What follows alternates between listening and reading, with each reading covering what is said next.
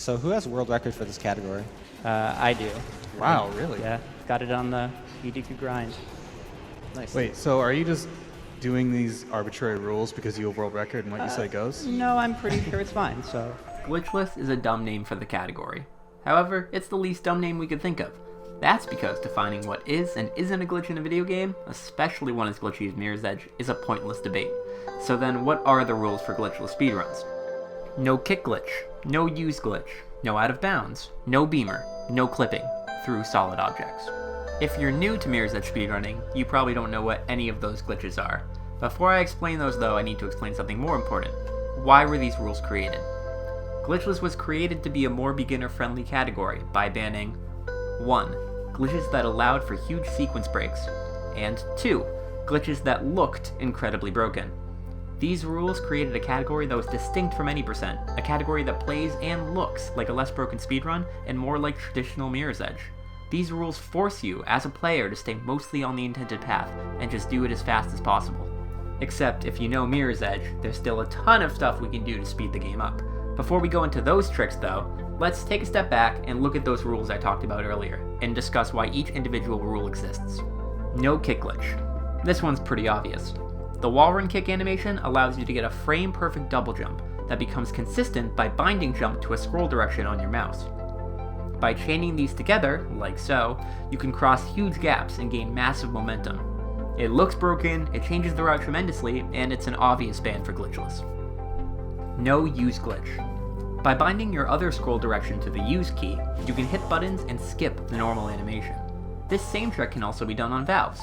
You can also hit buttons in valves through thin walls.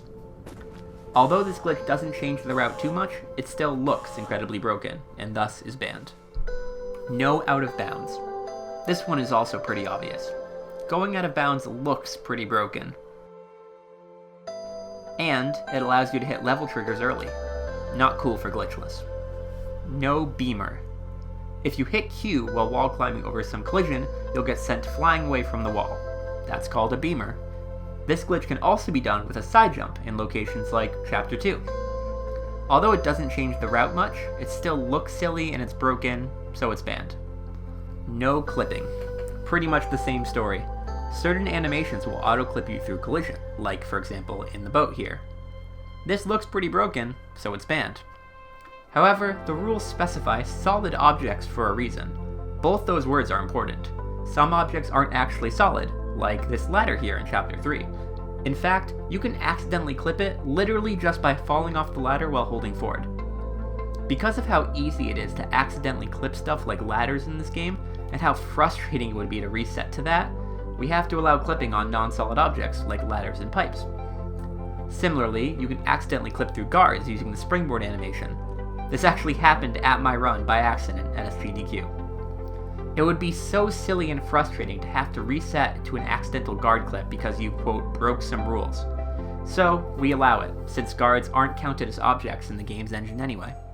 So, if you thought that clipping argument was iffy, we're about to fall down a whole nother rabbit hole of exploits that are allowed in Glitchless. Let's get into it. Wall boosting. By quickly jumping on and off a wall, you can gain massive amounts in speed. In fact, you can pretty much double your speed in-game. We do this best by using the jump bound on scroll trick I discussed earlier. And, again, this is really hard to argue against. There's nothing glitchy about using the in-game wall run animation. It's just that the wall run also happens to give you absurd amounts of speed if used correctly. So where do we draw the line between what's a wall boost and what's a quote-unquote normal wall run? Is it only a wall boost if you scroll? Does mashing spacebar somehow make it more legit? As you can see, this argument is stupid. Also, wall boosting is fun. So, we just allow it in Glitchless. Side jump boosting. In this game, you take a while to run up to full speed. But you do the side jump animation at full speed instantly. So, lo and behold, when you turn your camera after a side jump, you're instantly at full speed. Is this a glitch? I mean, kinda. But what are we going to do? Allow side jumping, which is intended, but then not allow turning your camera? So like the speedruns would just be us side jumping around for an hour? That seems pretty stupid to me, so I think that's why we allow side jump boosting in Glitchless. Fall height resetting. By wall run kicking and not doing the frame perfect jump, like I talked about earlier, You can survive falls that would otherwise kill you, like this one here in Chapter 1. The animation itself is just glitchy that way. No matter what we do, there's going to be a one-frame floor created under us after the kick animation. But banning any run that uses this in-game animation would be pretty stupid. There's nothing glitchy about just doing a wall run kick. It's just the fact that it gets you to this location a couple seconds early that is, quote, glitchy. Because of how insignificant it is, and because it doesn't really look that broken, we allow it to make Glitchless more fun. Neutral kicking. You can avoid hard falls by neutral kicking. Seriously, the kick animation just overrides this animation of Faith grabbing her leg. So now you're starting to see a theme, probably. Mostly, in the Mirror's Edge Glitchless speedrun, we're using intended mechanics like the wall run kick or the neutral kick in slightly unintended ways. And that's the problem with defining a glitch. Is it a glitch if I accidentally kick before landing and I survive the fall? Do I have to immediately disqualify my run because of that? That would make for a pretty dumb speedrun. At this point, I probably sound like a broken record. Rapid fire, here's other stuff that's allowed. Jumping on barbed wire. Doing a frame-perfect jump with scroll wheel after a fast vault to gain slightly more speed. Chaining wall climbs and side steps together infinitely to climb walls.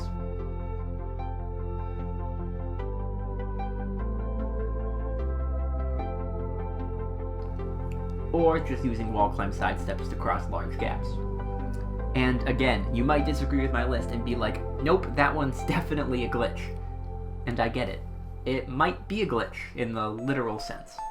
But banning any of these things would be a slippery slope. Do we have to automatically reset if we mistime our jump over some barbed wire and land on it? Is that a glitch? What if we accidentally jump on the first frame after a fast vault and get the quote-unquote glitch? Do we have to ban the wall climb sidestep move altogether, or only in this one specific circumstance? When does the wall climb sidestep suddenly change from being an intended mechanic to being a glitch? Is it after one wall climb, or two, or three? Is wall climbing on this wall okay, but not okay on this wall? Do we have to literally ban a wall that's in the game because the wall is glitched for the glitchless speedrun? And I got a little worked up there in the script to prove a point. That's why you have to remember why this category was made. It wasn't created just to ban every glitch. It was created to be a slightly less intimidating run-through of the game. So, yup, we made up arbitrary rules for what is and isn't a quote-unquote glitch. All speedrunning communities do. But you have to remember that all the stuff I listed isn't major. It doesn't go against the spirit of the category. People who play the category, for the most part, like what is and isn't allowed. And that's really what matters. There's enough movement text still allowed to make for an interesting run, but enough major stuff that's banned to allow from a different experience from running any percent. The reason the category was even created.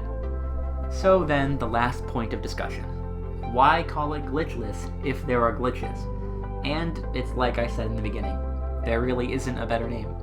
The name No Major Glitches was proposed, but the community was pretty dead split on making the name change. And in the end, I get why. Because no matter what the category is called, it's still the same arbitrary rules. This argument shifts from, is that a glitch, to, is that a major glitch? And nothing's really solved. So, for simplicity's sake, we kept the name the way it is. Also, just to trigger more random people at GDQ. That's another really good reason.